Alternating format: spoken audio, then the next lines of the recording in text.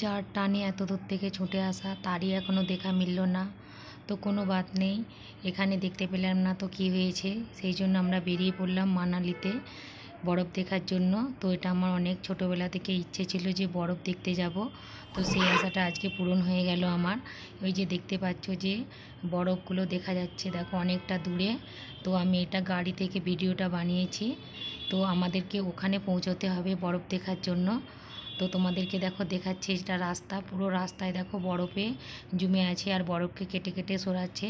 তবে এখানে ট্রাফিক অনেক হয়, যেহেতু সিঙ্গেল রাস্তা, তাই বরফে যেতে যেতে অনেক টাইম লেগে যায়। তো আমাদের সিমলা থেকে মানালি আসতে রাত টোটাল 12 ঘন্টা লেগে গিয়েছিল, যেহেতু আমরা কারে গিয়েছিলাম।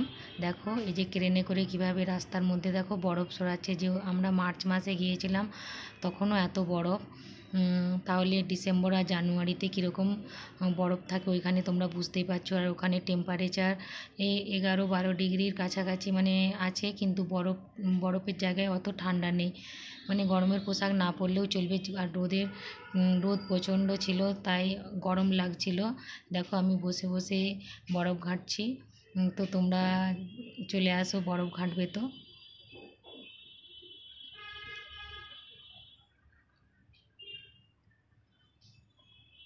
বরফটা দেখে বুঝতে পারছো যে আমরা কত গভীরের দিকে গিয়েছিলাম। তো আমি তো অনেক বরফ ঘেঁটেছি, তো তোমরাও চলে আসো। দেখো এই যে আমার ছেলে কিভাবে বরফের মধ্যে দেখো নাচানাচি করছে আর ঘোরাঘুরি করছে।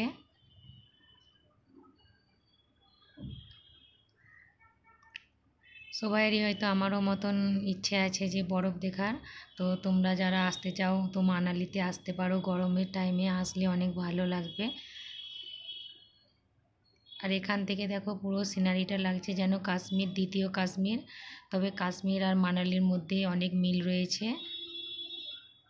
এটা হচ্ছে দেখো শিশু, এই শিশু পাহাড়ে উপরে ওঠার জন্য এখানে যে ক্রেনগুলো রয়েছে, তাতে করে তোমরা যেতে পারো, উপরে পৌঁছাতে পারো।